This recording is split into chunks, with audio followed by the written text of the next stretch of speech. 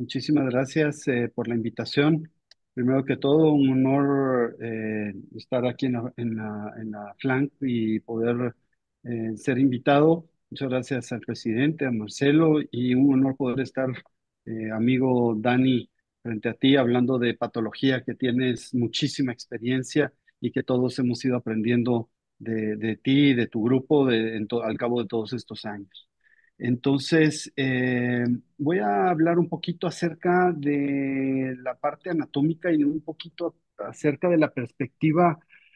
Pues sí, me gusta mucho la parte de eso, de entender la perspectiva 360 grados y poder entender cómo, la verdad, cómo nosotros hemos ido evolucionando en el manejo específicamente de los craniofaringiomas. Otras patologías es distinto, pero los craniofaringiomas tienen esa cuestión especial en donde hemos ido evolucionando en el manejo y quiero platicarles un poquito acerca de nuestra experiencia.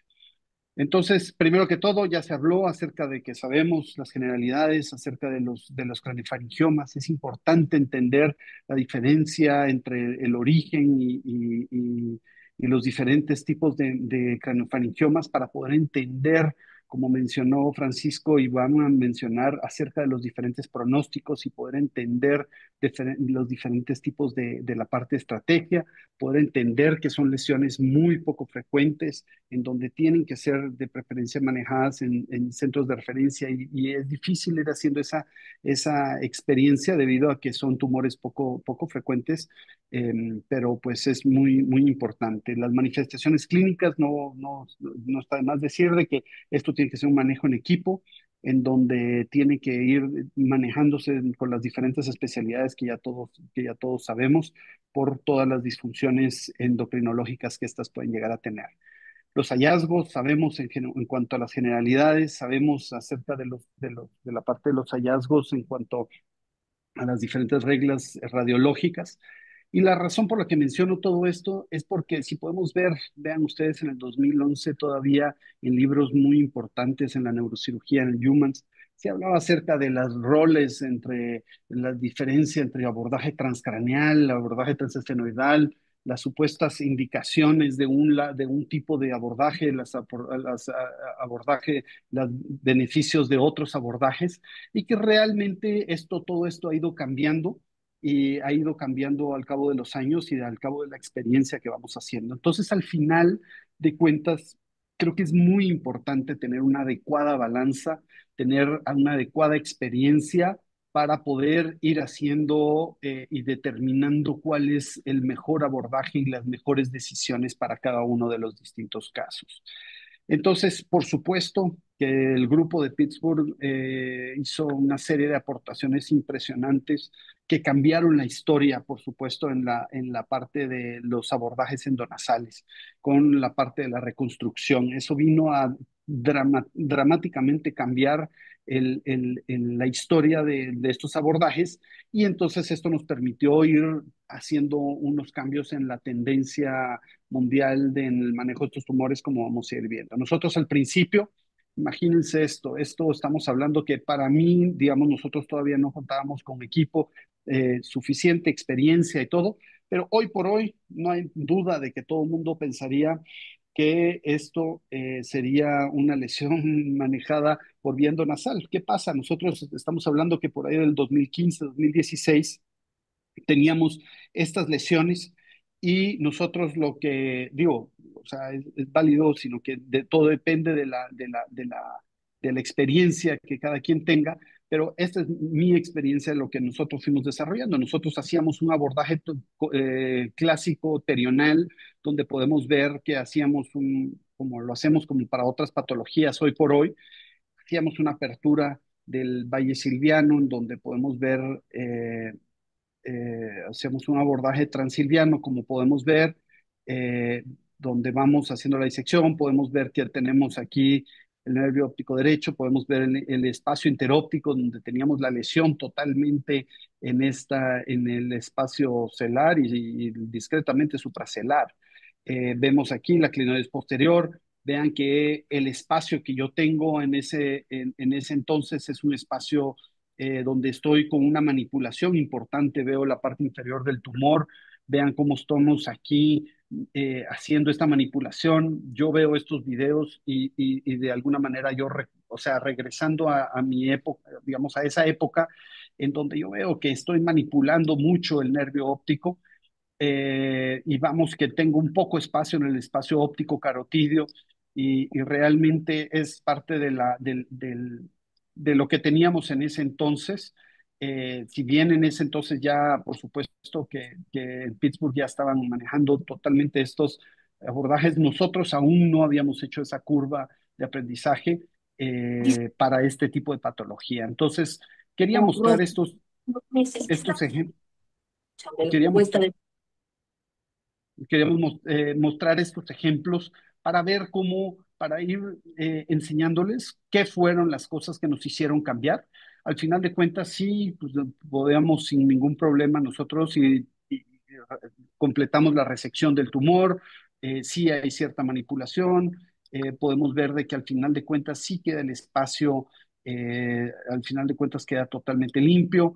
Este es el estudio que tenía, vean, sí se ve una resección completa, pero yo en mi mente yo sé que hay algún cambio que podía ser algún mejor resultado.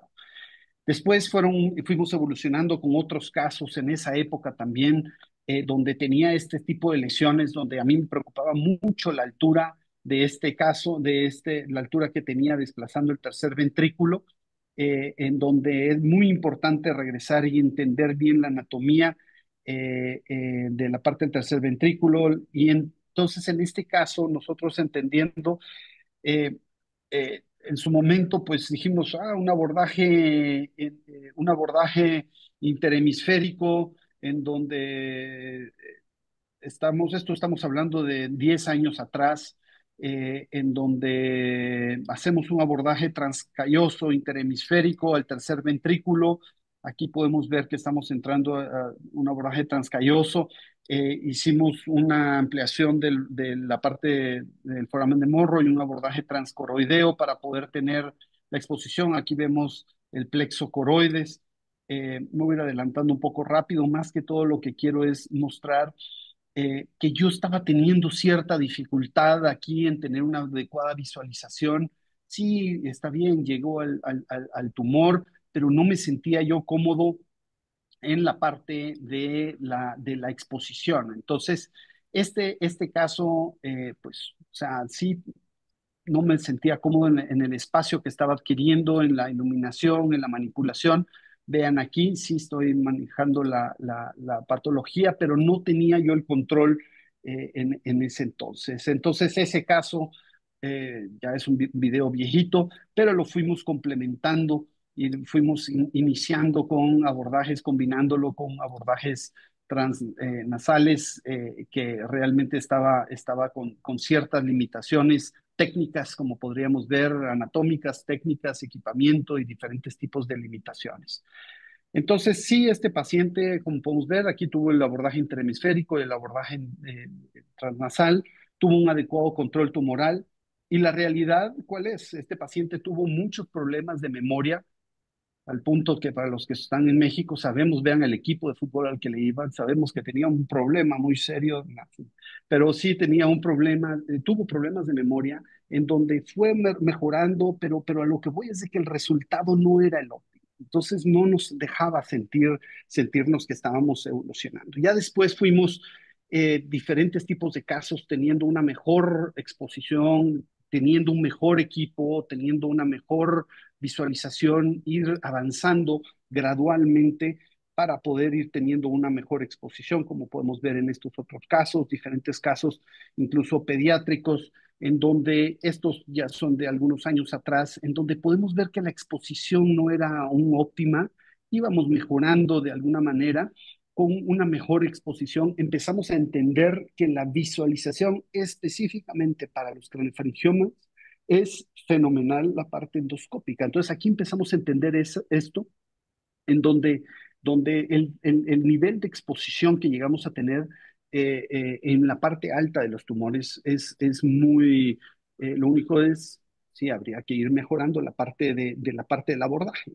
Entonces empezamos a tener esta parte de estas resecciones en donde se ven buenas resecciones y con buenas reconstrucciones. Empezamos a desarrollar la parte de la reconstrucción, en donde eran, digamos, en estos casos incluso complejos, en donde teníamos un abordaje de un seno prácticamente conchal, en donde nos dificultaba la exposición, pero que de alguna manera empezamos a ir de alguna forma evolucionando en estos tipos todavía muy, o sea, con limitaciones en la parte del equipamiento, en la parte de la técnica quirúrgica, pero con de alguna manera ciertos avances en la parte de la anatomía.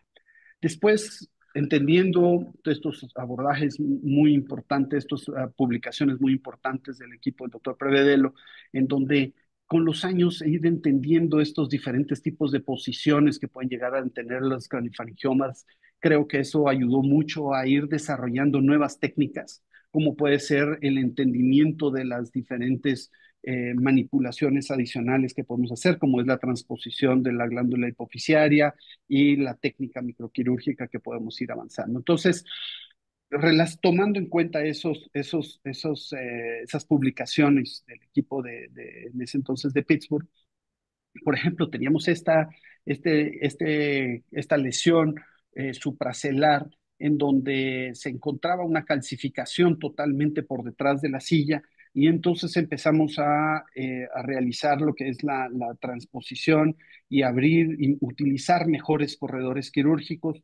Aquí estamos abriendo, vemos la arteria hipoficiaria inferior que aquí está coagulada, vemos aquí la clinoides posterior, en donde entonces empezamos a entender la parte de los ligamentos paracelares que consideramos que son herramientas importantes. Aquí estamos seccionando los ligamentos.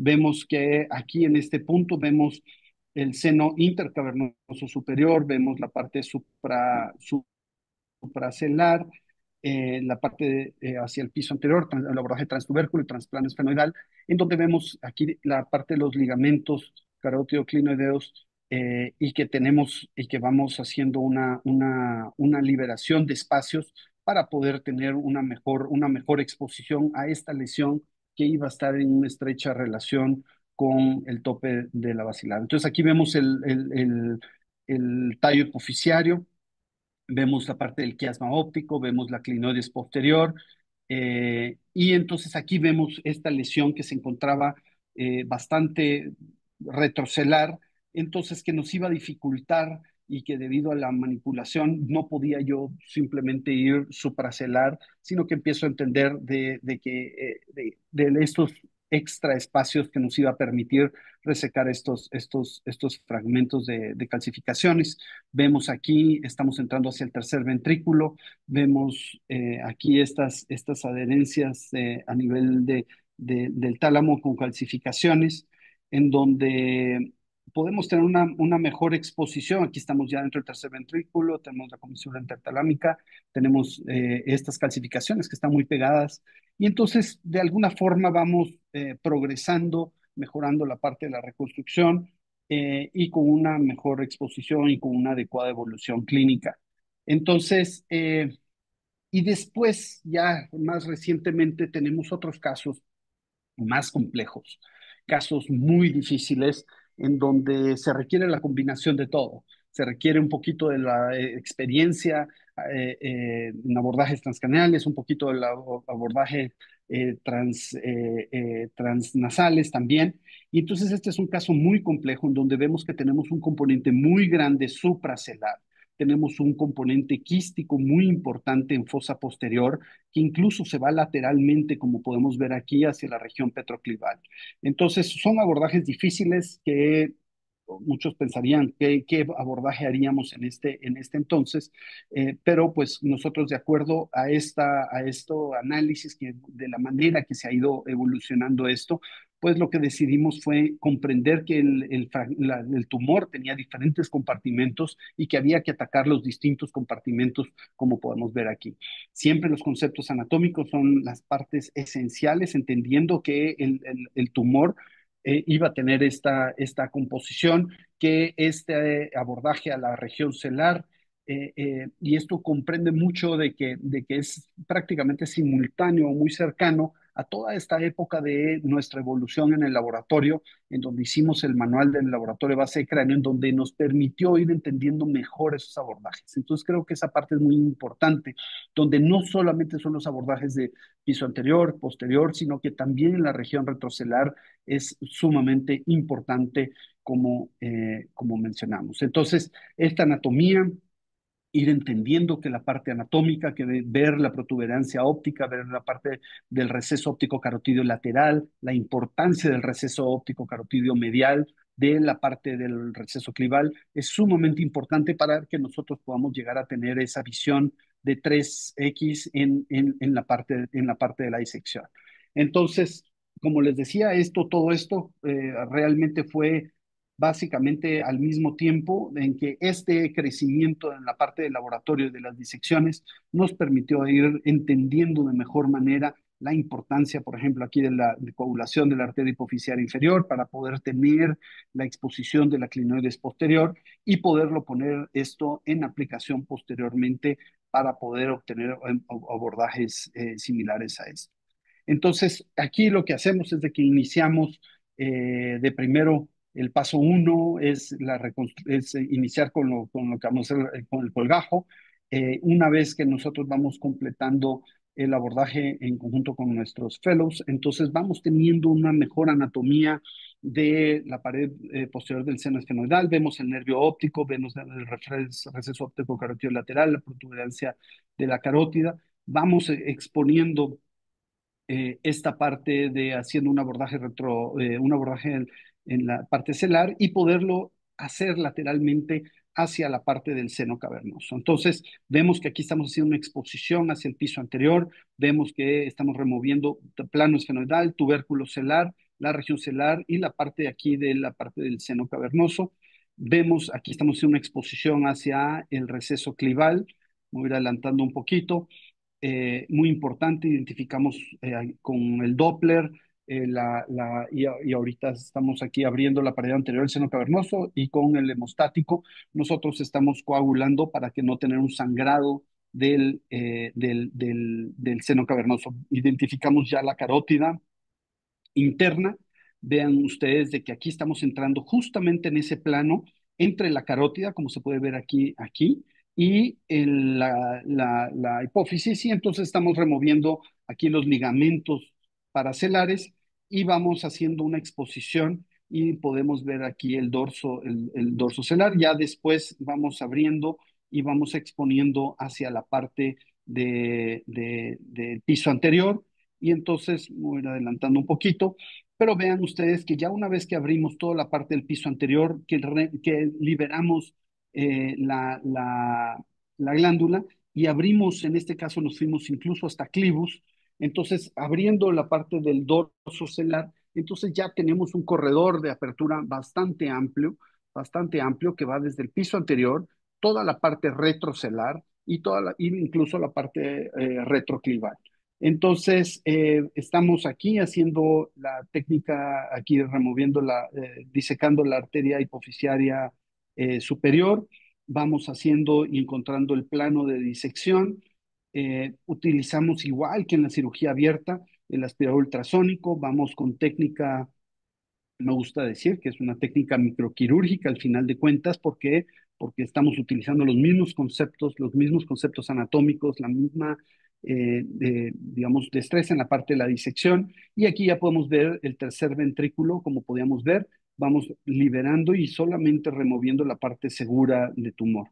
Entonces, podemos ver aquí que vamos saliendo, aquí ya podemos ver el acueducto silvio, los tubérculos mamilares, vemos aquí el tercer nervio craneal y entonces empezamos a disecar esta parte del tumor que se encuentra muy pegada hacia la parte del tallo. Empezamos a utilizar aquí estamos ya en el espacio retroclival, en la cisterna prepontina.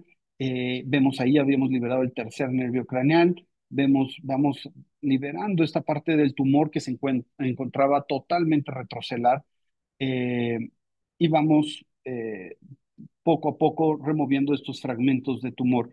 Vemos aquí el tope de la basilar, vemos el tercer nervio del lado derecho, vemos aquí el tercer nervio del lado izquierdo, la arteria comunicante posterior. Y entonces empezamos a ver aquí el sexto nervio craneal, vemos aquí lateralmente el complejo 7-8.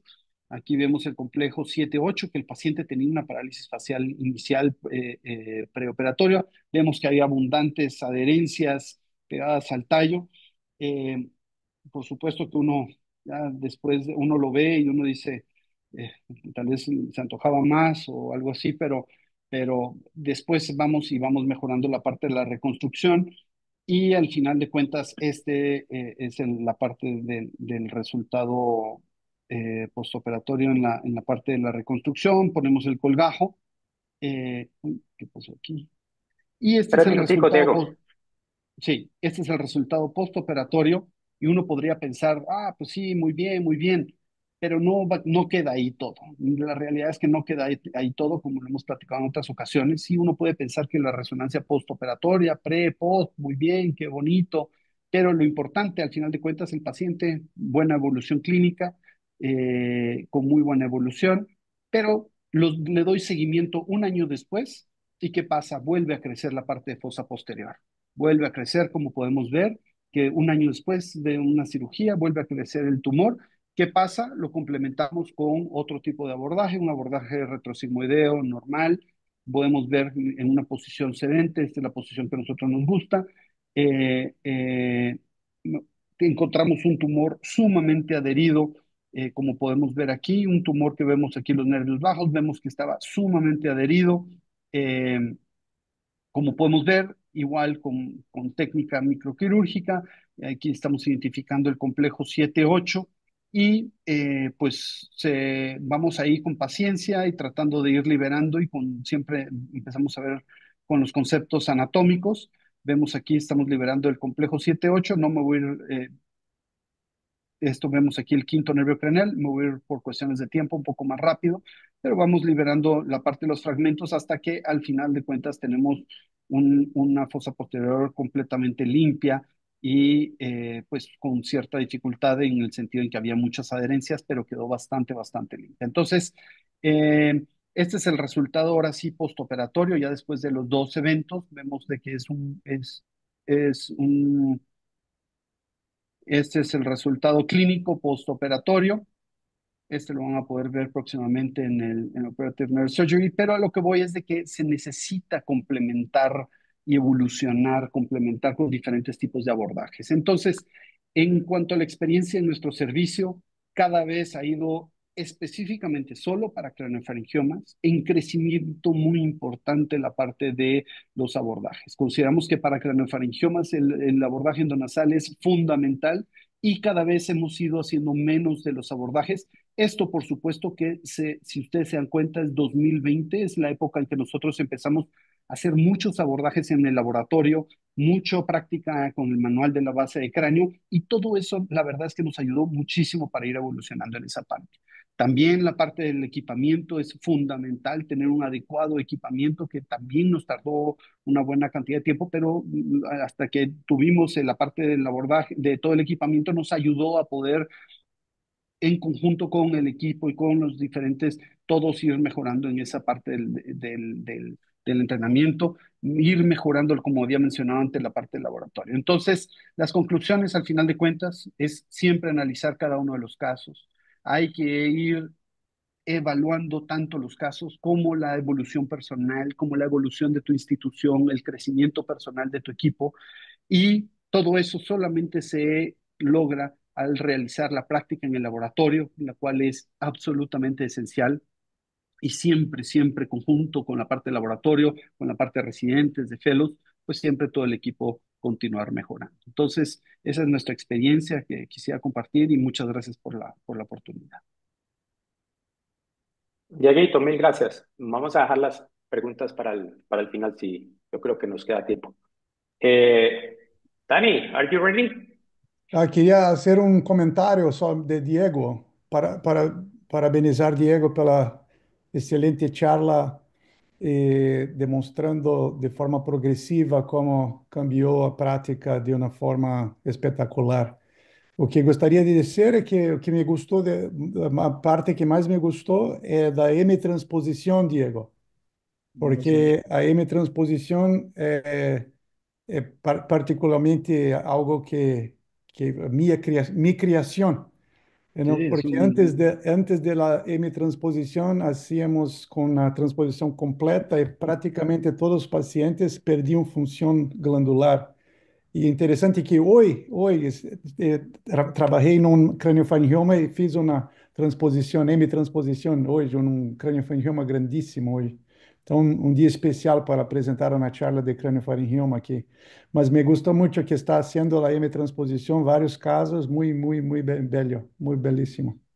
muchas gracias, Dani. Y ahí sí que aprendimos de toda la evolución que ustedes han desarrollado en toda la parte endoscópica, que realmente todos hemos aprendido mucho y cambió el paradigma completamente en la cirugía de base de cráneo en el mundo. Muchas gracias.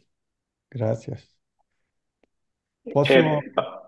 Para todos, Dani lleva trabajando en endoscopia en craniofaringioma 2014, perdón, 2004 tal vez. Empezó Dani en esta época. Conmigo también empezamos 2007 en craniofaringiomas, o sea que es algo que aunque se está viendo apenas ahorita, lleva muchos años haciéndose. Dani nos va a contar toda su experiencia en tantos años, 20 años haciendo todo esto. Sigue, Dani. Sim, se vê bem? Muy Tá. bien, Muito bem, perfecto. então vou passar a nossa experiência baseada no slide que Diego mostrou das diferentes possibilidades de tipos de craniofaringioma que publicamos em 2007. Exatamente, Francisco, publicamos aquele em 2007, estamos velhos. Viejos. Então, seguindo o que o Diego demonstrou naquele pequeno slide, vou tentar demonstrar para todos como a nossa filosofia quando fazer uma abordagem ou outra abordagem com exemplos. Espero que seja útil este tipo. Então, sempre a abordagem endonasal, como o Diego demonstrou, tem a vantagem que tem uma visão por debaixo.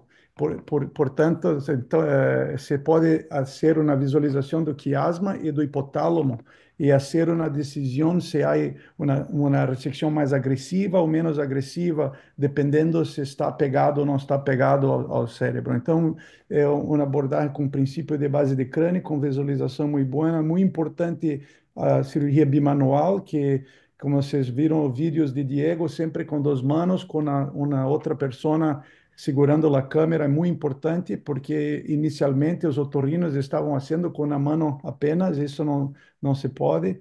Há que fazer a mesma técnica microcirúrgica de forma endonasal, como na exposição adequada. Hoje sacamos o osso de frente da carótida também para ter mais espaço para operar.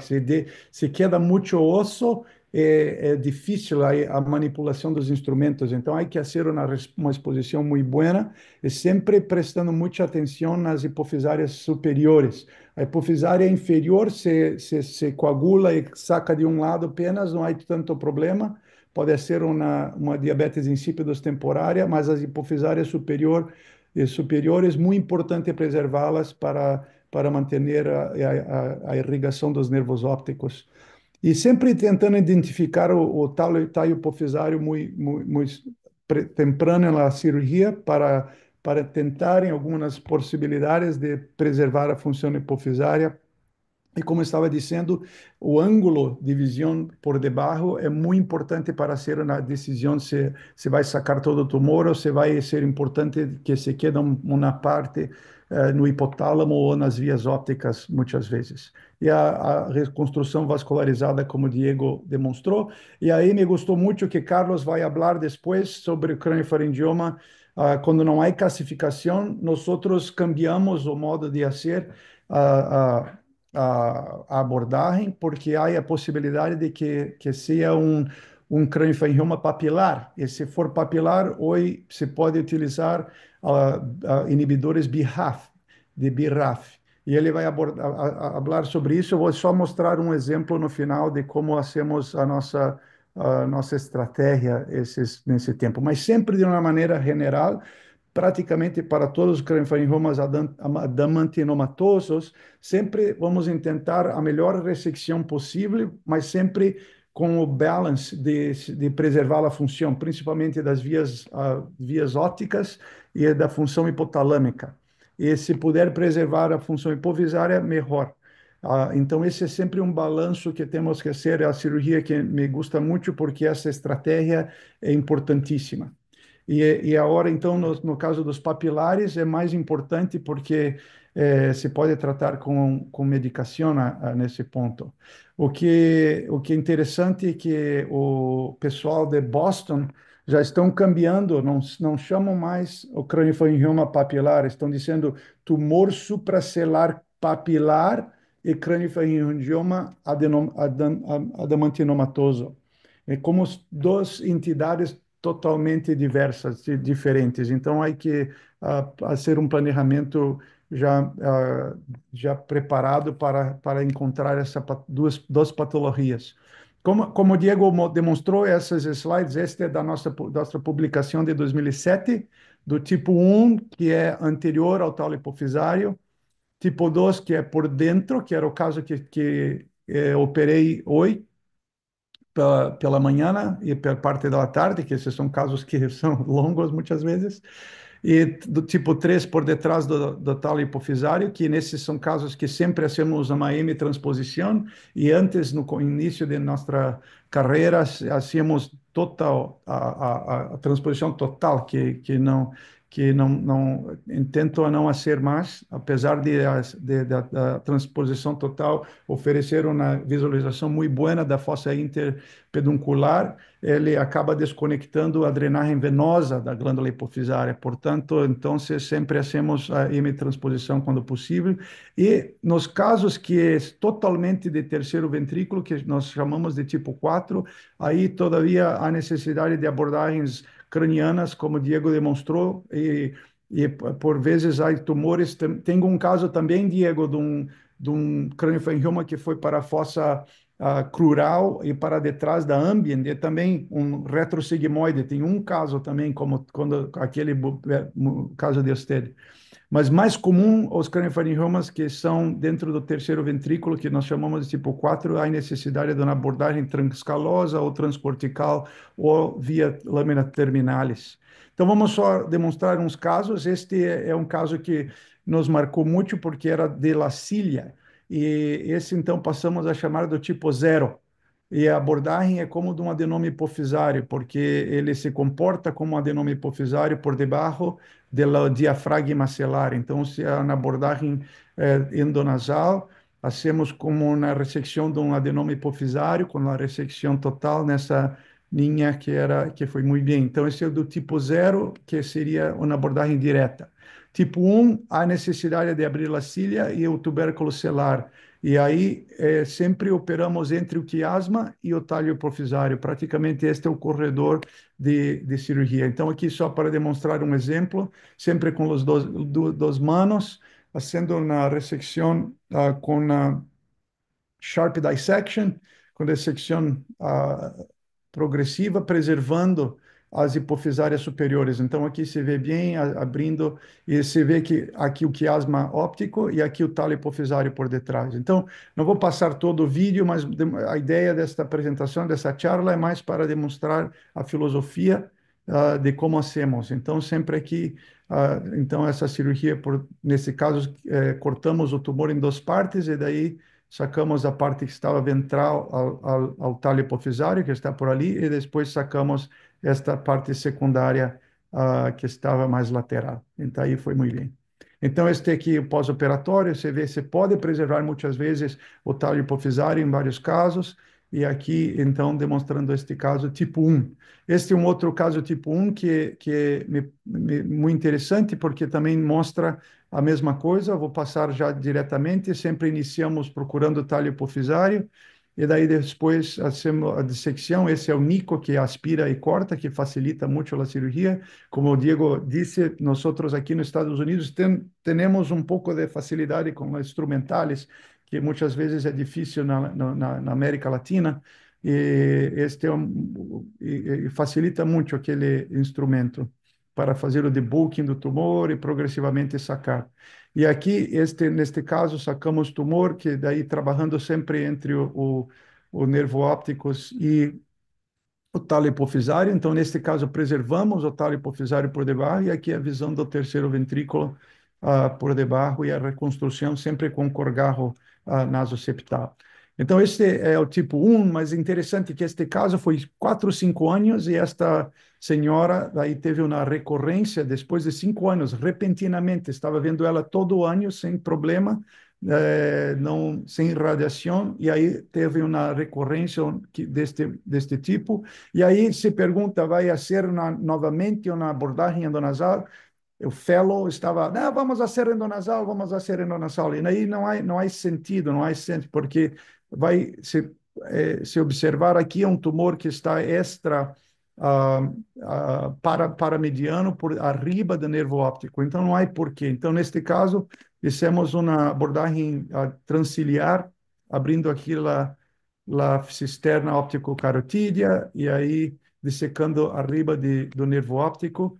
E aí me gusta esse acesso transciliar supraorbitário, porque se vê muito bem e vai bem para o paciente, praticamente para paciente idoso, uma abordagem que se vê bem aqui as estruturas e aqui a ressecção do crâniofaringioma calcificado, que estava recorrente, e aí a dissecção das artérias cerebrais anteriores também. Então, não é sempre que hacemos endonasal, há que estar preparado para ser o que seja preciso.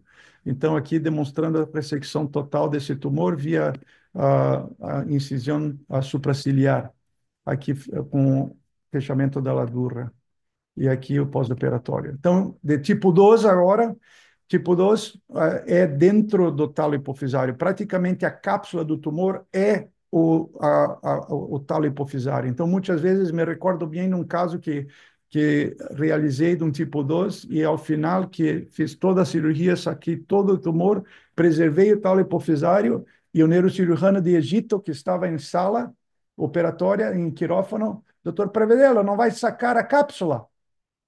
Passou o dia inteiro eu preservando o talo hipofisário e o neurocirurgião de Egito não entendeu nada, que tentamos preservar a cápsula. Então, por exemplo, num caso desse, que é tipo 2, a cápsula de tumor é o talo hipofisário. Então, aqui eu vou mostrar, nesse é um caso que vamos abrindo, sempre coagulamos o seno intercavernoso superior.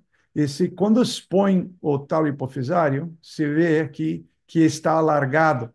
E aí este vê muito bem aqui. Então, fazemos essa incisão paralela às fibras vasculares e separamos. Esta aqui é como, para mim, é a mesma cirurgia de um acústico preservando o crânio nerve 7, o sétimo crânio nervo. Porque aqui sacamos, este talo hipofisário não é a cápsula de tumor, este é o talo hipofisário. O tumor está dentro do terceiro ventrículo que iniciou por dentro do talo. Então, esse é tipo 2. Foi um caso desse que fiz hoje. Hoje estivemos num caso desse tipo. E aí passa o tempo sempre trabalhando por dentro aqui. Outra coisa, uma outra dica para o futuro, Diego. Nesses casos, me gusta mais a hora sacar o dorso da cela, porque tive 2 casos que você vê, esse é o talo hipofisário aqui, e os meus instrumentos estão empurrando o talo hipofisário de encontro com o osso do dorso da cela. Então, se sacar uma hemotransposição primária, pode sacar o osso por detrás, e aí me gusta mais, porque não. Teve 2 casos que, ao final da cirurgia, estava por aqui uma perfuração no talo hipofisário, porque esta membranita aqui é o talo hipofisário.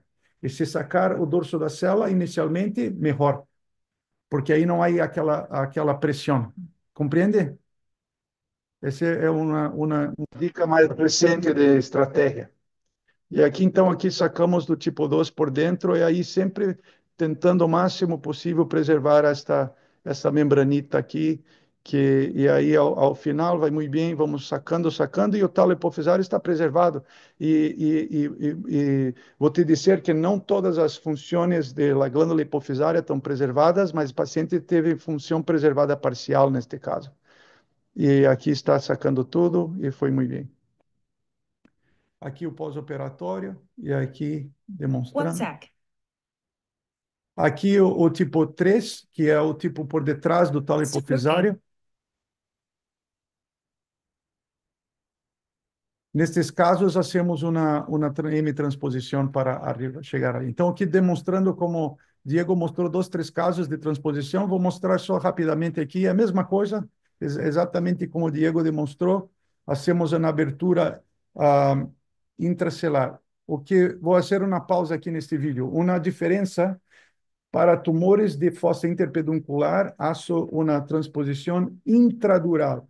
Para tumores como cordoma e condrosarcoma, hacemos uma transposição interdural, por dentro do seno cavernoso, porque o tumor ósseo está por detrás na parte óssea. Então, neste caso, faço uma abertura supracelular, desconectamos, é importante sempre ser uma exposição dela carótida por aqui, desconectamos o seno intercavernoso superior, e aqui no lado esquerdo, porque como sou destro, a mão direita, a mão esquerda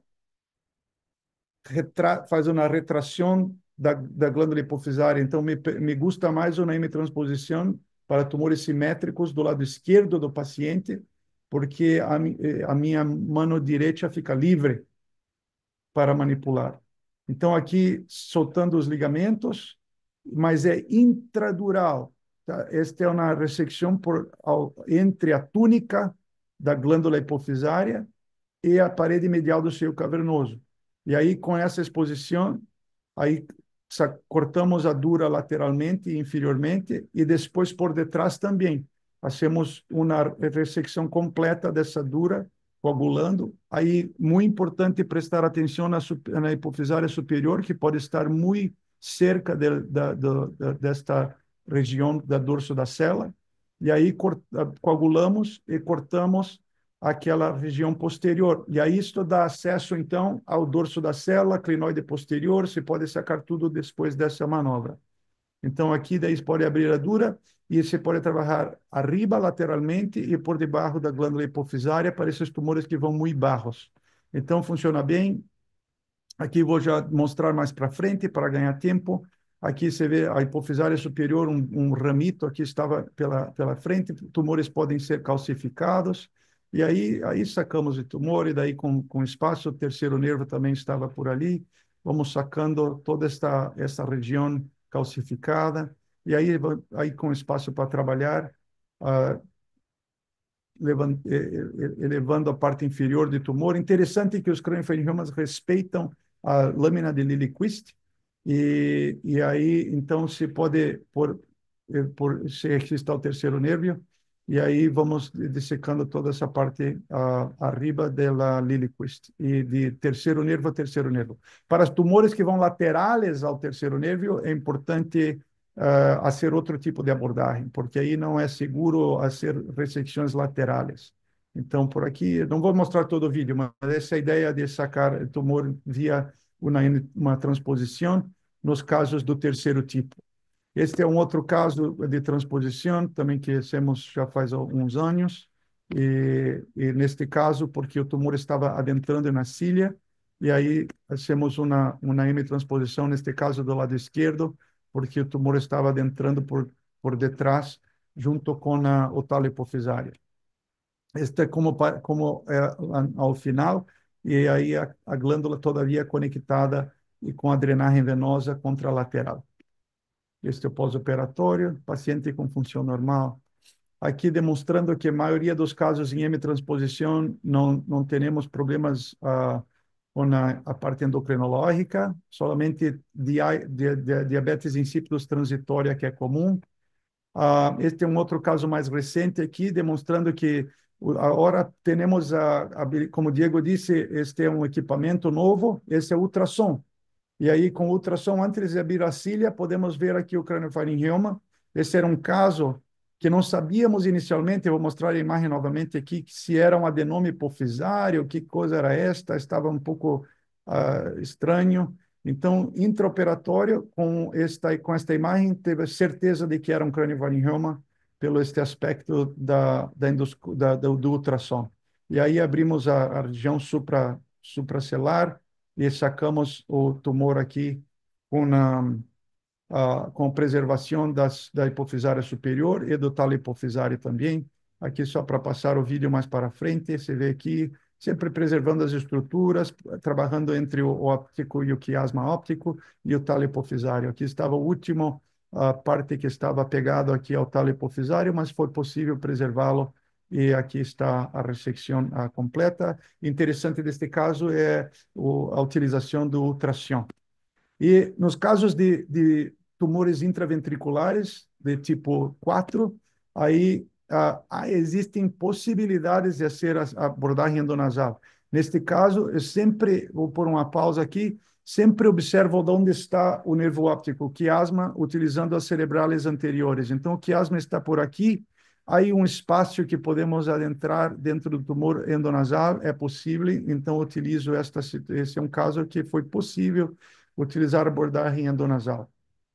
Então, é sempre observando a posição do nervo óptico. É a parte mais importante, é onde está o quiasma nessas abordagens. Então, aqui você vê, foi possível trabalhar ali muito cerca do talo hipofisário, por detrás do quiasma, e foi possível adentrar nesse tumor.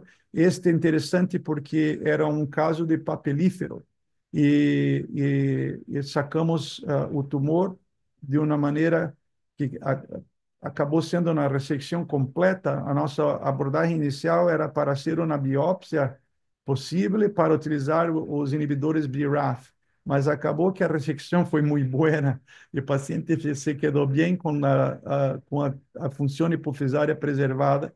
Era para ser um caso de utilização de BRAF, mas acabou que estamos só observando essa senhora, porque a ressecção acabou sendo completa sem problema. E aqui a reconstrução foi muito bem.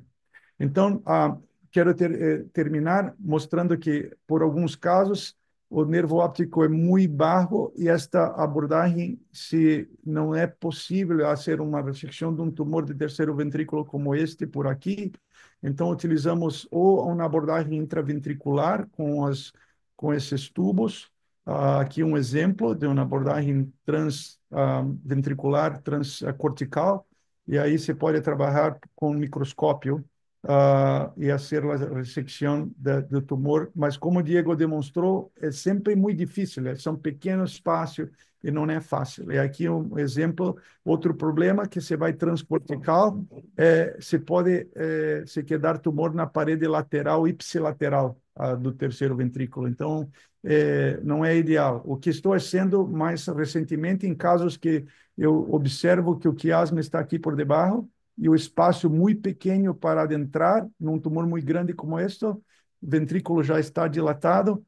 Poderia entrar com um tubo daquele, mas me gusta mais, estou cambiando a prática também, Diego, transcaloso nesses casos, me gusta mais, porque há um controle de ambos os lados do foramen de Monroe e pode ser uma abordagem com abertura transcoroidea para abrir mais espaço, sacrifico a veia septal nesses casos e aí entro por nessa direção. E aqui está, depois dessa cirurgia, microcirurgia, essa parte mais anterior estava dificultosa para sacar, porque não estava com um ângulo muito bueno. Você vê que poderia ter feito na abertura mais posterior, estava trabalhando muito cerca do fornix, e aí então me pensei nesse caso e complementei 3, 4 meses depois com uma abordagem endonasal e saquei esta parte de forma endonasal, complementando a abordagem, uma uma transcalosa complementada com a endonasal. Então, de uma maneira general, concordo com o Diego, a abordagem endonasal é um dos principais abordagens para casos de craniofaringiomas. Esses são alguns de nossos casos iniciais de nossa carreira, mas há que sempre estar preparado para oferecer aos pacientes abordagens transcalosas, transcorticales e pela via lâmina terminalis. E aí vou passar essa história para Carlos. Carlos, só vou te demonstrar este caso, que era um médico que veio com nós outros e não havia calcificação na tomografia. Então, oferecemos uma abordagem mínimamente invasiva com a exploração da via translâmina terminalis. Abordamos com endoscópio a via a translâmina terminalis e fizemos uma ressecção da parte superior do tumor e porque a função hipofisária era normal. Confirmamos que era papilar e aí depois iniciamos com inibidores de BRAF e com inibidores do MEK também. E aqui está o resultado desse paciente depois que o resíduo tumoral completamente desapareceu. E aí passo para Carlos para nos ensinar esta parte mais impressionante do tratamento com os inibidores do BRAF. Muchas gracias. Daniel, muchas gracias. Carlitos, somos todos oídos para que nos cuentes qué es el target de BRAF 600 y la aplicación hoy en día en inmunoterapia, sobre todo en este caso de craniofaringiomas papilares.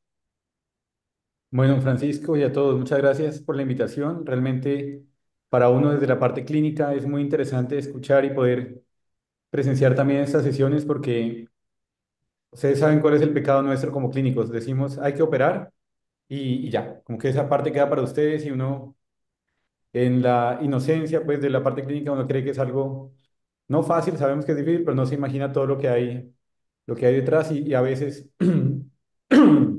eso puede generar ciertas discusiones y entre más entendamos nosotros la parte clínica y ustedes, la parte quirúrgica y ustedes la parte clínica, creo que se hace más fácil tomar decisiones en conjunto, que al final cada vez es más la idea, ¿cierto? El trabajo, como les voy a mostrar también ahora, multidisciplinario y transdisciplinario.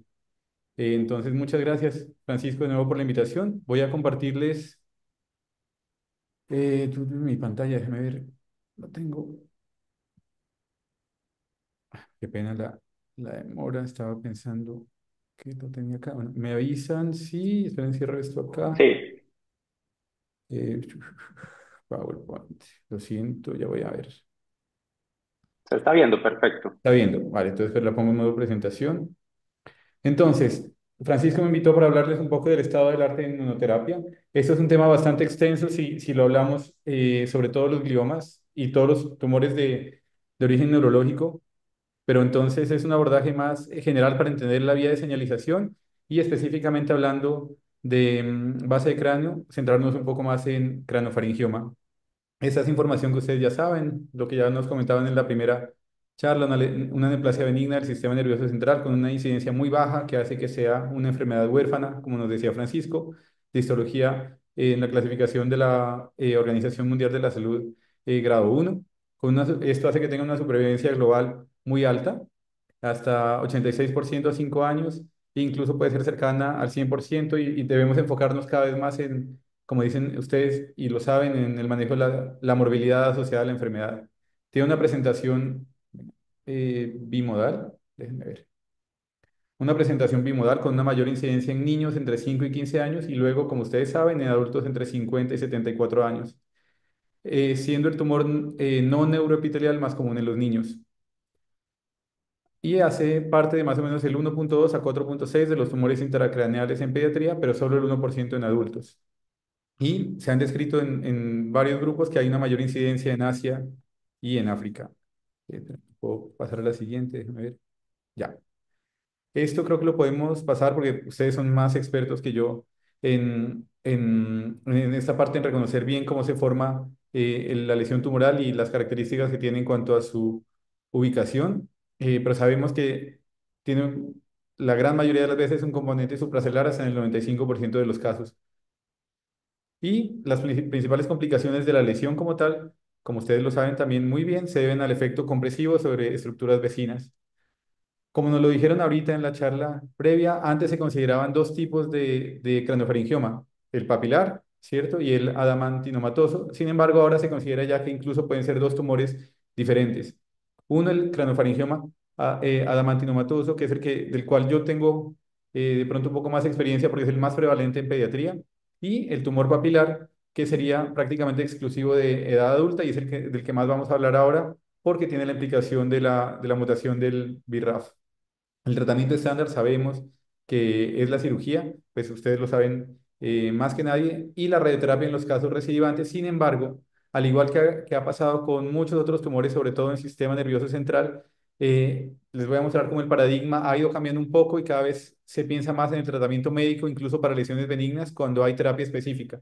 Esto es lo que ustedes conocen ya como medicina de precisión, que nos permite modificar algunos tratamientos que antes se consideraban netamente el estándar de tratamiento, que ahora vemos que al hacerlo de forma personalizada y con terapia dirigida cuando es posible, hace que cambien muchas veces eh, incluso los protocolos de tratamiento y la forma de abordar al paciente, tanto en la neoadyuvancia, en el tratamiento adyuvante o para el manejo de las recaídas.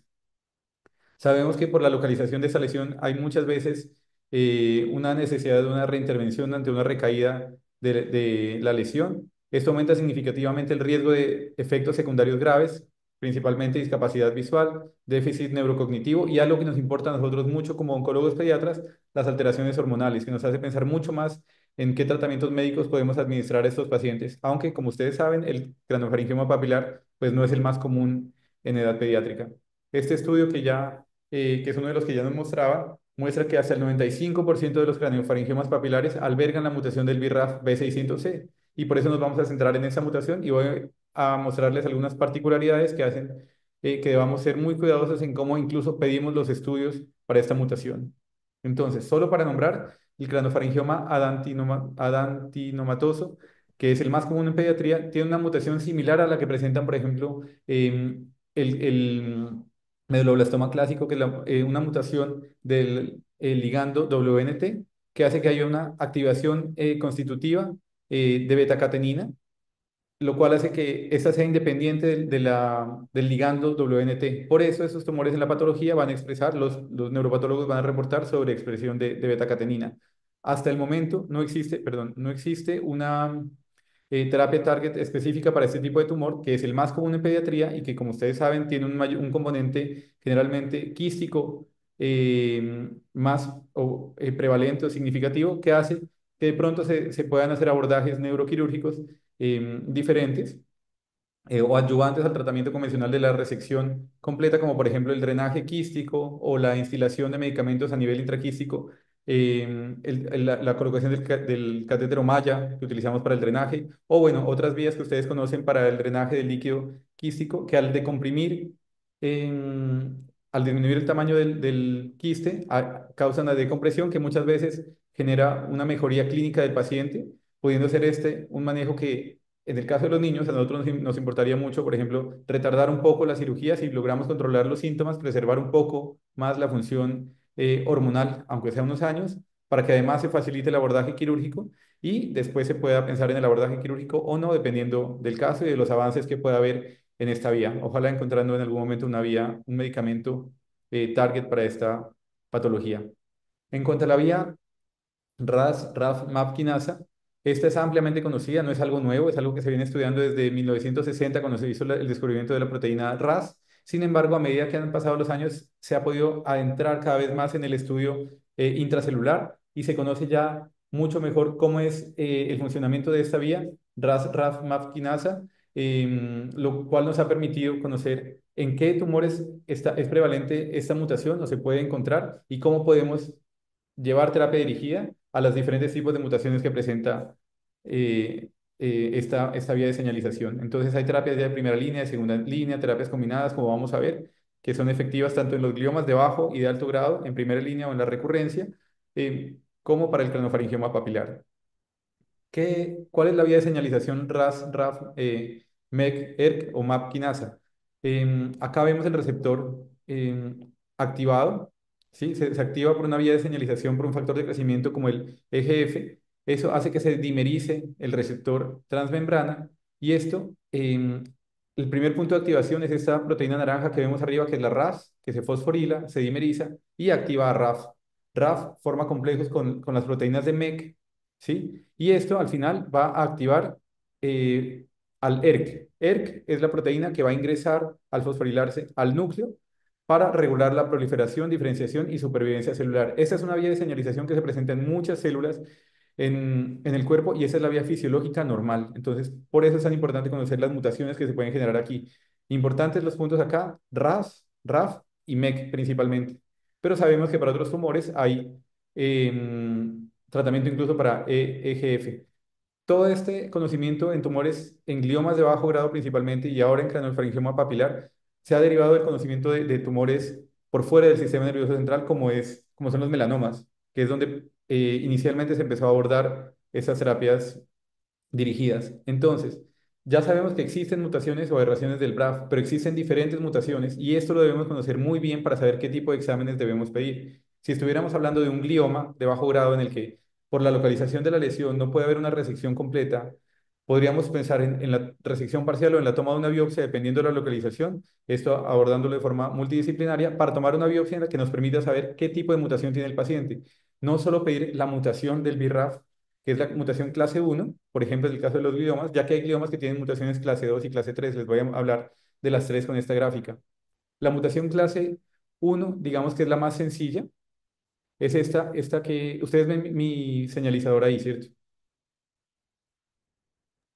Sí, La mutación clase 1 del BRAF es la que presentan los craniofaringiomas papilares y la que presentan algunos de los gliomas de bajo grado. Esta puede ser inhibida o bloqueada con inhibidores de BRAF de primera generación. Sin embargo, en el caso de los gliomas, por ejemplo, hay diferentes tipos de mutaciones. Hay mutaciones tipo 1, que sería esta mutación monomérica del BRAF. Hay mutaciones tipo 2, que es una mutación diferente a la mutación del BRAF B600E, que es la clase 2 que sería en este caso una fusión, porque hay fusiones o amplificaciones, y hay mutaciones tipo 3 que son dependientes de RAS. Entonces, una mutación tipo 1, si solo estudiamos una mutación tipo 1 en un glioma, pero el paciente en realidad tiene una duplicación o una amplificación, al bloquear el BRAF en este punto de acá, eventualmente lo que podemos causar es un sobrecrecimiento tumoral por amplificación de la señalización, porque estamos dejando vía libre al BRAF duplicado o fusionado para que continúe la vía de señalización. Por eso, inicialmente se pensaba que no había respuesta o que había una resistencia al, a la, al tratamiento, y muchas veces no es una resistencia, sino que simplemente el paciente no está bien estudiado, se ha pedido solo una mutación, y en el caso de los gliomas debemos pedir la mutación para ver las mutaciones de clase 1, pero también el que se hace por medio de PCR, pero también debemos pedir el FISH, que nos permite ver las amplificaciones y duplicaciones para ver las mutaciones clase 2 o clase 3, que eventualmente no pueden ser tratados o no deberían ser tratados con inhibidores del BRAF de primera generación, sino con inhibidores de segunda generación, que van a ser los inhibidores de un punto más abajo en la cascada, que es el MEK. Por eso, ustedes saben bien que muchas veces en muchos de esos tumores, y incluido el craniofaringioma, hablamos de terapias con dos tratamientos, un inhibidor de BRAF y un inhibidor de MEK, para aumentar así la efectividad del tratamiento porque estamos bloqueando la vía de señalización en dos puntos diferentes.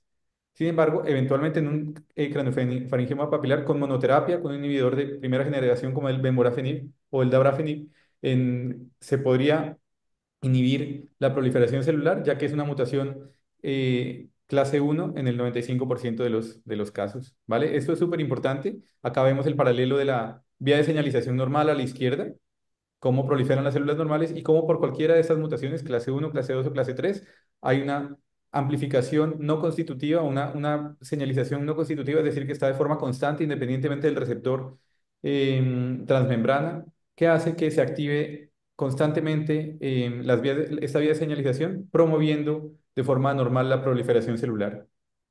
Entonces, en resumen, en la izquierda vemos la vía de señalización activada normal, en la cual se dimeriza el receptor, se fosforila. Esto hace que se pueda desligar de este complejo en el cual está normalmente, inicialmente de forma inactiva la proteína RAS, y después de esto se desencadena pues, la activación de BRAF, la activación de MERK y finalmente la fosforilación de ERK, que es el que va a entrar al núcleo para producir todas las vías, la cascada pues, no de señalización, sino la función que se quiera cumplir como transcripción o duplicación celular, principalmente la transcripción génica. En cambio, en la derecha vemos, en forma ya muy resumida, cómo esta amplificación de esta vía de señalización es no dependiente del receptor transmembrana. Aquí vemos como no está dimerizado y sin embargo se está produciendo una activación anormal del BRAF, acá, perdón, acá, que hace que se active de forma normal el MEK, ERK, entra a la célula y produce toda la transcripción anómala a nivel nuclear. Esto tiene gran relevancia clínica en gliomas de bajo grado principalmente, pero sabemos que hay estudios también en gliomas de alto grado, tanto en niños como en adultos, en primera línea y en recaída, sobre todo en los gliomas de alto grado de la línea media, en las que vamos a buscar otro tipo de mutaciones, pero que también tenemos que tener presente que debemos buscar mutaciones del BRAF, mutaciones, fusiones o amplificaciones o duplicaciones. Y en el caso puntual del cranofaringioma, vemos que pueden ser tratados con medicamentos de primera o de segunda generación, como monoterapia o como terapia dirigida. Este es un estudio muy lindo de San Jude que muestra cómo la supervivencia global de los pacientes es 100% en los pacientes que reciben este tipo de tratamiento, ya sea como adyuvancia después de una resección eventualmente parcial, en el que se prefiere, dependiendo de cada caso, no generalizando, sino llevando cada caso a estudio, por ejemplo, retrasar la radioterapia y ver cuál es el efecto de este tipo de medicamentos o tratar los medicamentos como en neoadyuvancia para retrasar la cirugía y ojalá también la radioterapia. Ojalá retrasar la cirugía para tener un mejor funcionamiento o un mejor desarrollo a nivel puberal, por ejemplo, en el caso de los niños, y que permita después plantear si se va a hacer la cirugía definitiva o no. Esto yo sé que hablándolo con ustedes todos, pues, neurocirujanos, es motivo seguramente de gran discusión, pero a nosotros desde la parte clínica nos gusta levantar la mano y mostrarles que eventualmente uno sí puede cambiar ese paradigma y pensar en dar neoadyuvancia y retrasar un poco el manejo quirúrgico, ya sea en primera línea o para los casos de recidiva tumoral, ya que hay unas supervivencias globales muy altas y cada vez más estamos empezando a hablar de cómo disminuir toxicidades o secuelas y morbilidad con los tratamientos. Esos tratamientos no son inocuos, ni los de primera ni los de segunda línea. Sin embargo, como la vía de señalización es la misma, los efectos adversos son generalmente los mismos en con todos esos medicamentos. En cuanto a los efectos adversos, afortunadamente la gran mayoría de las veces son efectos adversos muy leves. La gran mayoría son a nivel cutáneo, como un rash maculopapilar, que puede causar algo de molestia a los pacientes porque puede llegar a ser pruriginoso y estéticamente puede ser evidente. Pero lo que hemos visto, por ejemplo, cuando se presenta esto, que no es lo más frecuente, porque la mayoría de los pacientes toleran muy bien estos medicamentos, es que al hacer una disminución gradual del medicamento, por ejemplo, disminuyendo el 25 o incluso el 50% de la dosis, después del transcurso de unos meses los pacientes presentan una mejoría que permite plantearle al paciente hacer nuevamente un aumento progresivo de la dosis para llegar al 100% de la dosis. A veces se logra o a veces estos medicamentos son tan efectivos que al mantener incluso el 50% de la dosis, en el seguimiento imagenológico de los pacientes, no vemos que haya una progresión tumoral. Entonces, al igual, bueno, pensando en los gliomas de bajo grado, uno piensa en la cronificación de la enfermedad, ¿cierto? Tenemos pacientes que por la localización de la lesión y por el riesgo de alta morbilidad que puede haber al intentar una resección completa, solo se logra hacer una resección parcial o una biopsia, encontramos la mutación y se cronifica la enfermedad. En niños, puntualmente, la probabilidad de que un glioma de bajo grado progrese a un glioma de alto grado, a diferencia de los adultos, es muy baja. Está entre como el 3, mucho menos del 5%, cerca del 3%, por lo cual tiene todo el sentido pensar en de pronto retrasar un segundo abordaje quirúrgico en el caso de los gliomas y en este caso en el caso del cranofaringioma, que no es lo más común en los niños, en el caso de encontrar un cranofaringioma papilar, también pensar en, por ejemplo, tratamiento neoadyuvante con un inhibidor del BRAF que está presente la mutación o la mutación en este caso, que sería una mutación tipo 1 en el 95% de los casos, y se puede tratar, por ejemplo, con monoterapia o terapia combinada, inhibidor de RAF, inhibidor de MEK, y con esto mantener la enfermedad estable, incluso evidenciar disminución de la lesión y permitir que el niño tenga un mayor desarrollo puberal o endocrino. Esto hace. Vamos a cerrar en un minuto, Carlitos. Dale, listo, listo.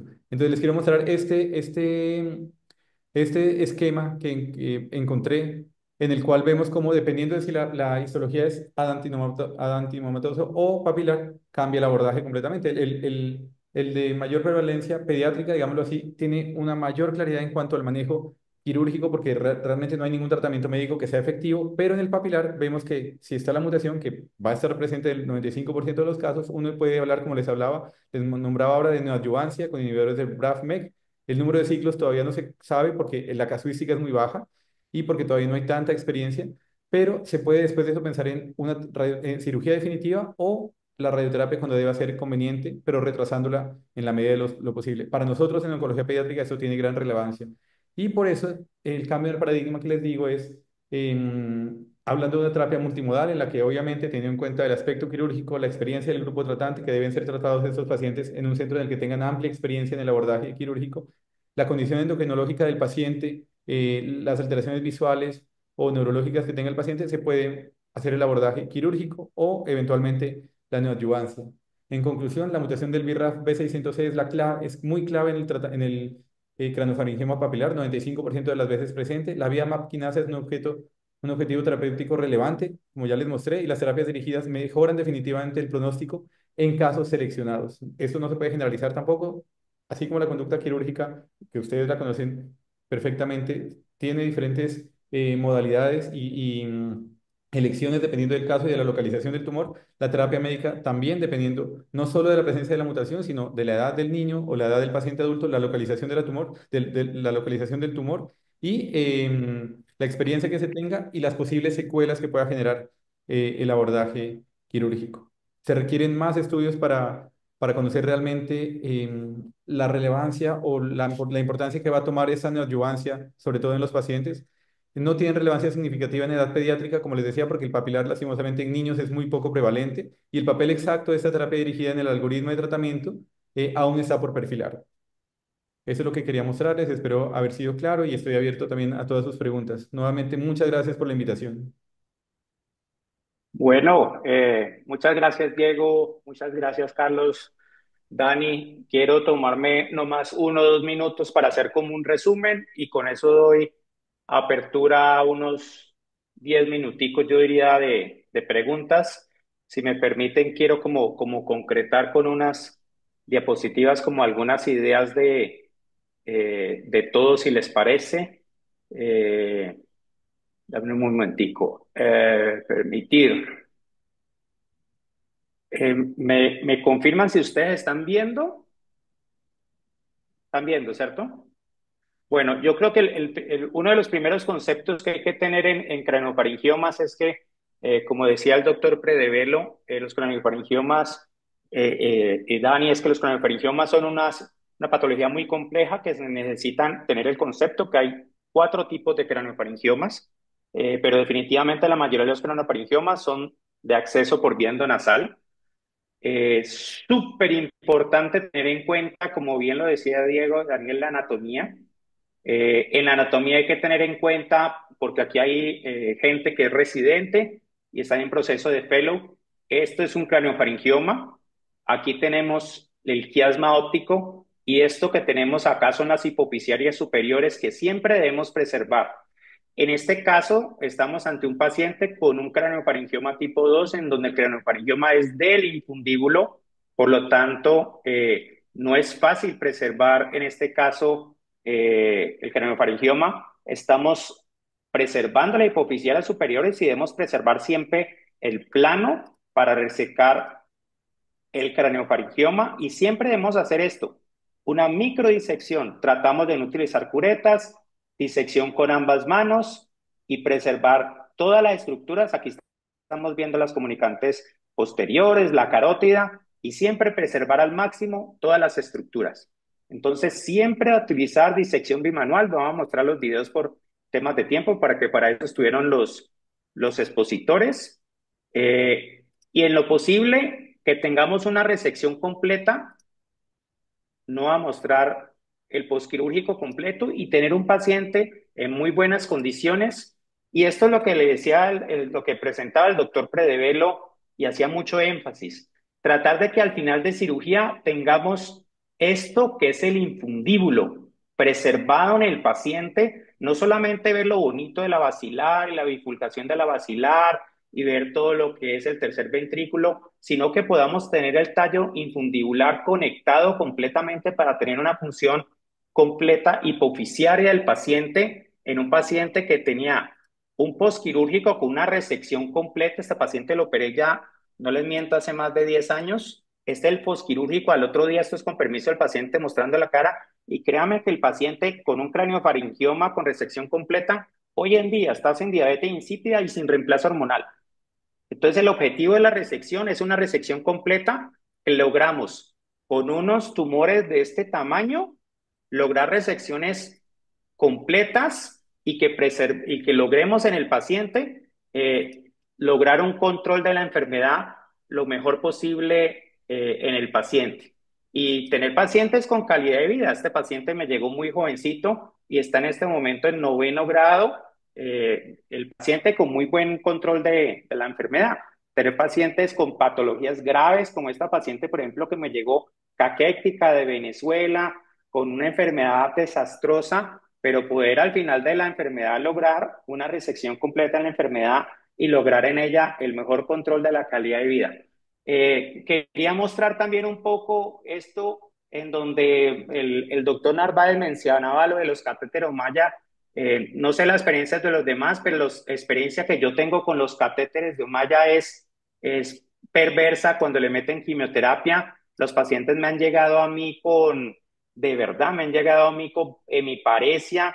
Los pacientes meten el catéter y quedan en un sitio que es inadecuado. No me gusta mucho, yo prefiero la resección completa del tumor y recalcar, voy a dejar de compartir, y recalcar que al final el algoritmo del doctor Narváez que está presentando, yo creo que un algoritmo que por supuesto hay que madurarlo un poco. Yo creo que el gol estándar en este momento, el doctor Predel, el presidente del capítulo mundial, pero siempre que estemos pensando en un craniofaringioma, primera línea de manejo es cirugía. Pero tengamos en cuenta algo, si es un adenatinomatoso, tengamos en cuenta que la única oportunidad será cirugía porque no hay más manejo y tratemos de hacer una resección completa. Pero si estamos ante un papilar, pensemos que esté la opción de la inmunoterapia. Y si la patología confirma que es inmunoterapia, la radioterapia ya no es segunda línea. La inmunoterapia se está convirtiendo en segunda línea de tratamiento en este momento.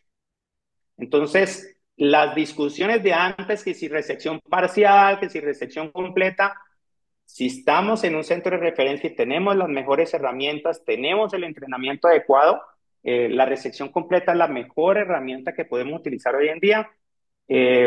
La FLANC es una organización que busca la docencia, el colegaje.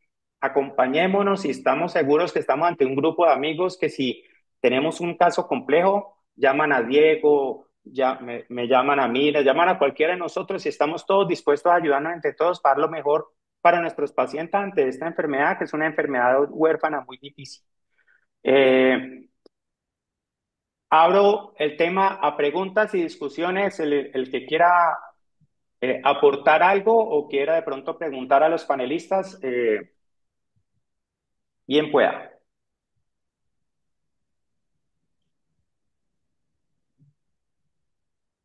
No encuentro la mano que si alguien quiere preguntar. Yo quisiera hacer un comentario, Francisco, Sí, Diego. que de verdad creo que es muy beneficioso todo esto de esta energía que le ponen todos a la parte de la Universidad Flank, estos talleres de educación médica continua que son de suma importancia. Y más todavía contar con celebridades y con gente con tanta experiencia como Daniel. De verdad, muchísimas gracias por compartirnos todos tus conocimientos y que es muy importante porque todo lo que ustedes nos comparten y así impacta en todo el mundo y realmente pues es lo que nos ayuda a ir mejorando continuamente paso a paso. Es algo que tenemos que ir progresivamente avanzando todos, desde los que son residentes, adscritos jóvenes y que van continuamente ir mejorando y siguiendo los pasos de todas estas personas es muy importante, siempre evidentemente con mucha prudencia y entrenamiento adecuado y con toda esta asesoría. ¿Vale? Muchas gracias, Daniel, por tu tiempo y por apoyarnos. Muchas gracias pelo invito. Siempre un placer estar con todos, con vosotros. ¿Alguna pregunta? Como no puedo ver las manos, llegó en algún momento a haber 139 personas, si no me equivoco, de pronto hubo más. Si alguien desea, abra el micrófono y puede preguntar, porque creo que no alcanzamos a ver de la cantidad de gente tan grande que hay. Puede preguntar. Buenas noches, le habla el doctor Alberto Valareso de Ecuador. ¿Me Cuénteme, escucha? doctor. Mucho Sí, gusto, señor, doctor. cuéntame. Mucho gusto. De todo, pues, excelente charla de los expositores, el doctor Pérez de Velo, cordiales saludos. Hay una, se, se, se puede observar o se puede visualizar la complejidad de este tipo de patologías. Y la toma de decisión quirúrgica en nosotros los neurocirujanos que hacemos este tipo de procedimientos siempre llega a un límite o a un limbo en el cual tenemos que tomar cierto tipo de decisiones cuando tenemos compromisos hormonales prequirúrgicos bastante avanzados en estos casos. Y en base a eso quería preguntarles a los expositores si un panhipopituitarismo como tal prequirúrgico de estos pacientes se consideraría como un factor de contraindicación de la intervención quirúrgica. Y si no es una contraindicación, permítame terminar, si no es una contraindicación quirúrgica, cambiaría la estrategia en el caso de los pacientes con craniofaringioma más grande en que se necesita una, una hemitransposición. ¿Cambiaría la estrategia quirúrgica tomando en cuenta que tiene prácticamente ya una glándula pituitaria afuncional? Posso Dani, responder, Francisco? Sí, sin duda. Se não há função, pode sacar a glândula e o espaço é muito grande, vai muito bem. Pode sacar toda a glândula e aí continua a ressecção. Hacemos a hemitransposição para os casos que estão tentando preservar a função. Ok. eh, Bien. para complementar un poco, Alberto, y también algo que preguntó Ariel, eh, la intención de en el principio, Dani, Dale algo lo comentó, y en lo principio, lo primero que se hacía era la transposición. Dani la hacía, yo la hacía, y lo que veíamos es que hacíamos la transposición, no había drenaje venoso porque la desconectábamos de ambos senos cavernosos, entonces hacía un infarto venoso, se ponía negra, negra, la veíamos como una pera negra. Entonces se infartaba, hacía un infarto venoso y se murió la hipófisis, así de simple. Entonces lo que empezamos a hacer, lo bonito es que cada uno por su lado empezamos a hacer la hemitransposición, la describió Dani, y lo que hicimos es sacrificar el seno cavernoso de un lado y empezamos a ver que empezó a funcionar la hipófisis. Pero el truco es no solamente preservar la hipófisis, sino el infundíbulo, o sea, el tallo hipotálamo hipofisiario. Exatamente. Eh, cuando el problema es cuando es un tipo 2. Cuando es un tipo 2 logramos preservar la cápsula. No sé, Dani, en mi caso, yo podría decirte que la mitad de los pacientes preservando la capsulita, al principio me hacen panhipopituitarismo, unos 6 meses y empiezan a arrancar después. Exato. Leva um Empiezan tempo. a arrancar. Les hago suplemento al principio y empiezan a arrancar. Y al Exato. final, al año, ya están sin nada. Es paciencia.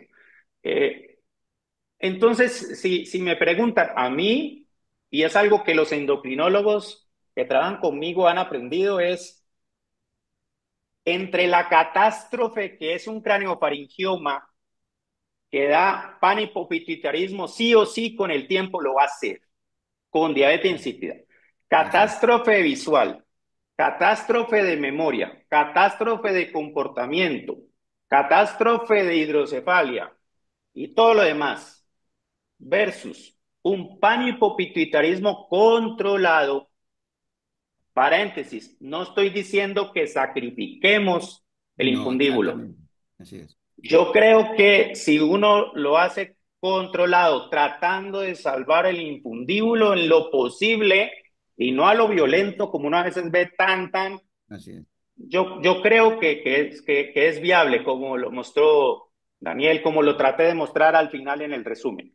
Una, una, una de, Eh, una de las situaciones críticas en estos tipos de cirugías que justamente te aumentan más la morbilidad posquirúrgica del panhipopituitarismo es cuando tú tienes una calcificación al frente tuyo entre la hipófisis y el quiasma.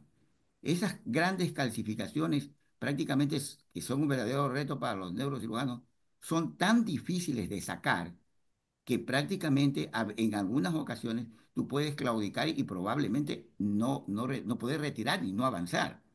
Entonces, cuando es, Ahí toca permí- microtijera o permítame, dejar ese permítame. pedacito.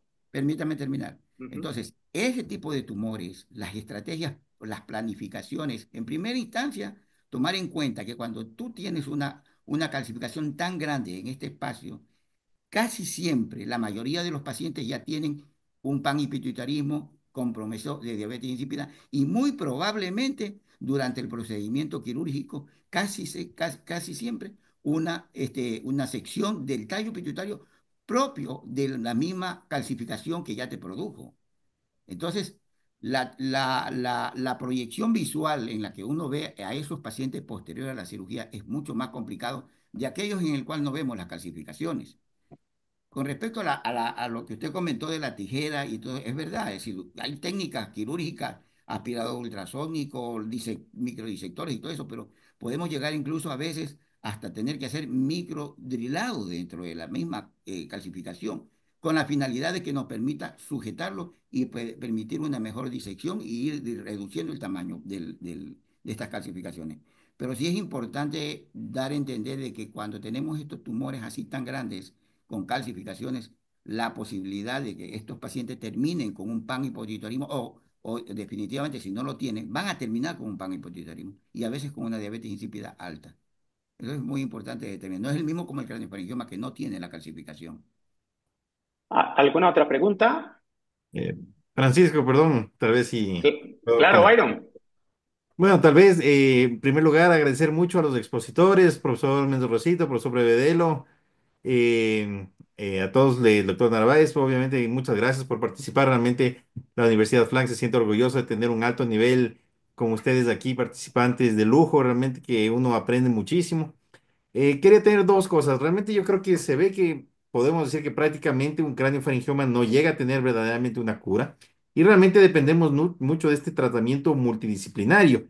En eso yo quisiera preguntar al panel, pues más o menos, de qué papel le darían ustedes a la radiocirugía, en qué casos, en qué circunstancias.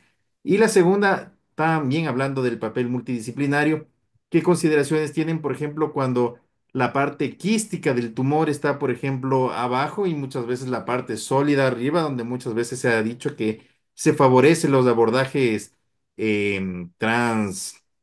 callosos, ¿no? Porque de alguna manera separan un poco más el hipotálamo, o a tener, por ejemplo, un componente quístico arriba, el sólido abajo, e intentar ir, pues, de esa manera transcalloso con un posible mayor riesgo de lesión hipotalámica. No sé qué consideraciones tendrían los panelistas.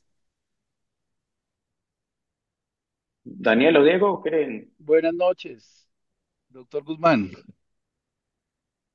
¿Me Doctor escucha? Zorro. Sí, señor. Oscar Zorro de Colombia. Es que, ¿puedo hacer un comentario? Eh, sí, señor, pero me permite que responda la pregunta Ah, del sí, doctor Byron. perfecto. Posso Sí, sí. responder a parte da radiocirurgia rapidamente aqui. Sí. Nosotros intentamos hacer una resección total nesses casos de amantematoso. E quando se queda um pedaço, uma parte tumoral, muitas vezes observamos inicialmente, porque tem uns casos que não cresce mais. Não vou para a radiocirurgia apressadamente. Mas interessante que se há um crescimento tumoral de recidiva, a radioterapia funciona muito bem, controla muito bem os casos. Então, e agora estamos fazendo mais a terapia com prótons também. Tenho dois casos agora e funciona bem também. Então, não há aquele desespero que há que fazer a ressecção total. Pode ser, se está pegado no hipotálamo, é melhor que se quede um pouquinho ali, que daí observa por um tempo, se está crescendo, radioterapia, funciona bem, paciente está bem. Se vai fazer uma ressecção muito agressiva, pode causar lesão hipotalâmica com obesidade, problemas muito maiores. Então, temos que sempre acoplar a radioterapia aí nesses casos também. Y para complementar, Byron, en mi caso personal, no importa que haya una lesión quística abajo, entramos por debajo, se drena el quiste y tratamos, igual como dice Dani, hacer una resección. Particularmente trato de hacer una resección completa. Concuerdo, si me queda un pedacito de calcificación, algo, personalmente no corro a hacer radiocirugía. Hoy en día, si me sale papilar, prefiero inmunoterapia. Si me sale adenoma-toxoso, espero, wait and see. Y si crece poquito, radiocirugía. Exato. Si crece mucho, cirugía. Que no se cura, discrepo hoy en día. Con el tipo de resecciones que se logran hoy en día, el control de enfermedad a 10 años se logra hoy en día en buenas manos hasta el 92% de control de enfermedad. Entonces, eso es una enfermedad que cambió totalmente, yo diría, gracias a la técnica quirúrgica actual del 2007 para acá, con las nuevas técnicas. Es una enfermedad que cambió radicalmente su pronóstico con un muy buen control de enfermedad, afortunadamente. Oscar. Doctor Guzmán, ¿me escucha ahí? Sí, señor, Bueno, perfecto. cordial saludo al doctor Predelo, al doctor Rosito. Eh, yo quería hacer dos comentarios. Mi primer comentario es con respecto al reservorio de Omaya. La experiencia que yo he tenido es, vi en el FELO en Pittsburgh, colocaban fósforo radioactivo y ellos tienen un seguimiento a 20 años publicados y con muy buena evolución. De vuelta a Colombia he utilizado interferón y bleomicina. Desafortunadamente los resultados con bleomicina no son buenos, hay una tasa alta de complicaciones con bleomicina. Con interferón no fue un poco mejor. La colocación del reservorio de malla, como anota el doctor Guzmán, hay que hacerla de manera supremamente meticulosa. Hay que guiarse, yo lo hago guiado por estereotaxia o por neuronavegación, comprobar que realmente el reservorio esté dentro del quiste, porque si no está, se puede causar muchas complicaciones al paciente, pero mi experiencia en interferón no fue mala. Desafortunadamente, la molécula no volvió al país hace más o menos dos Eso. años. Ese es un punto. Y pues yo soy un cirujano híbrido. Hago mucha microcirugía y soy muy fanático de la radioterapia, de la radiocirugía, y en craneofaringioma no soy tan hincha de la radiocirugía, ¿sí? Porque probablemente, o sea, por la localización, por el tipo de tumor, o sea, lo que uno ve es mucha recidiva, no es fácil dar una radiocirugía dosis única de manera eficiente por los órganos circunvecinos. Entonces, o sea, coincido en que la idea es hacer resecciones totales, pero el problema es hacer esas resecciones completas, es una balanza, ¿no? Porque uno puede lesionar al paciente, pero desafortunadamente para el craniofaringioma, yo siendo hincha de la radioterapia, de la radiocirugía, no soy tan, no soy tan optimista, a no ser que sea un residuo muy pequeño, pero una lesión de 2 centímetros que esté muy cerca al quiasma, al nervio óptico, no es un muy buen candidato para radioterapia y radiocirugía. Y lo mismo, o sea, así como la cirugía es dependiente del microcirujano, del experto. La radiocirugía también, o sea, es inconcebible que grupos sin neurocirujano hagan radiocirugía de craneofaringioma. Es más la lesión que se le puede causar al paciente, porque esto es una enfermedad tremendamente compleja. Esos son mis comentarios. Ustedes lo ven como expertos de microcirugía, pero lo que anota el doctor Byron es cierto. Muchas veces uno tiene ese temor de hacer super resecciones, siempre va a haber algún residuo y lo que yo he visto es eso. Y en craneofaringiomas quísticos, cuando había interferón, los resultados, la verdad, no eran malos. Gracias. Muy bueno tu aporte, Oscar, y 100% de acuerdo. No hay que. La colocación de ese catéter tiene que ser muy preciso. Conozco de tu experiencia y sé que es muy buena. Y volvemos a lo mismo, ¿no? La radioterapia, la radiocirugía no es para correr, no es primera línea, no es segunda línea. Y 100% de acuerdo contigo. Eh, ya son las 8:50. No sé, Byron, si aguanta otra pregunta. Sí, sí, sí, hay algo más, claro, seguro. Una última pregunta, no sé. Doctor, buenas noches. Yo soy estudiante de pregrado y respecto a estos últimos temas que han estado tratando, me gustaría hacer una pregunta. Sí, caso, señor. pues, hice radiocirugía. Sí, radiocirugía. Bueno, ya sabiendo las desventajas que pues tiene, en el caso también de la terapia con interferón, en el caso de que se produzca una fuga quística, ¿cómo se trataría? O sea, ¿cómo se Otra vez, trataría? no te entendí, perdona. ¿Otra vez?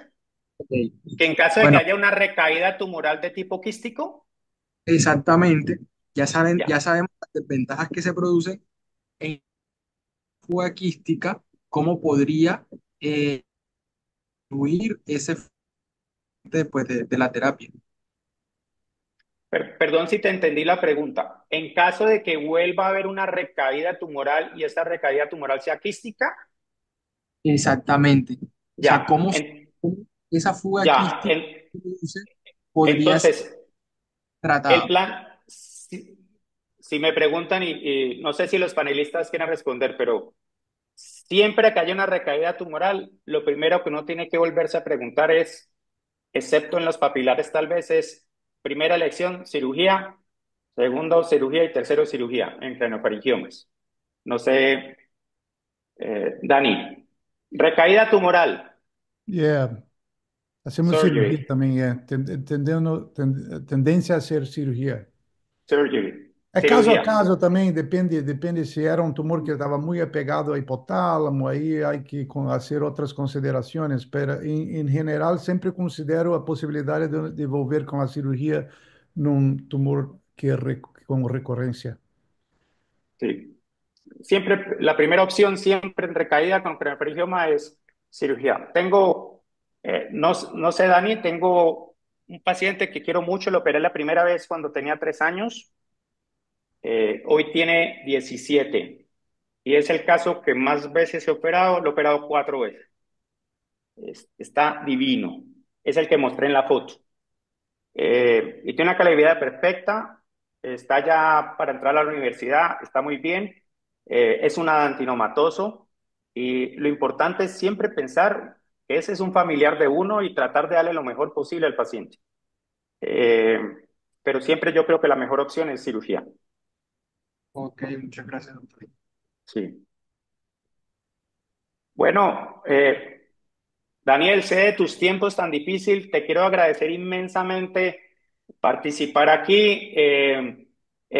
Para mí esto además es no solamente una sesión de la FLAN, sino de la WFNS. Eh, Diego, inmensas gracias por estar aquí, más en este día que tú y yo sabemos. Carlos, gracias por estar aquí, un oncólogo dentro de nosotros y explicarnos un poco de las vías de inmunoterapia para BRAF y ilustrarnos a nosotros los cirujanos de esto. Para mí es un honor haber sido anfitrión de ustedes en el día de hoy. Gracias a todos los participantes. Byron, gracias por acompañarnos. No, muchas gracias, Francisco, y creo que a nombre del profesor Marcelo Centeno, presidente de la FLAN, el doctor Leonardo Barrios, nuestro vicepresidente, Ahí, y todo el comité ejecutivo, agradecerles a todos, a los estudiantes, a los fellows, a los médicos tratantes que han tenido la gentileza de estar con nosotros, de enseñarnos, de compartir pues, sus conocimientos. Le agradecemos muchísimo a todas las personas asistentes. Nos veremos en 2 semanas. Jorge. Muchas gracias con todos. Excelente tu organización, Francisco. Bueno, hasta luego. Gracias a Chao a usted. todos. Hasta luego. Hasta Adiós. luego. Chao. Nos vemos en Nueva Orleans, Dani. Muchas gracias. Ah, sí, Saludos. nos vemos. Chao. Pronto.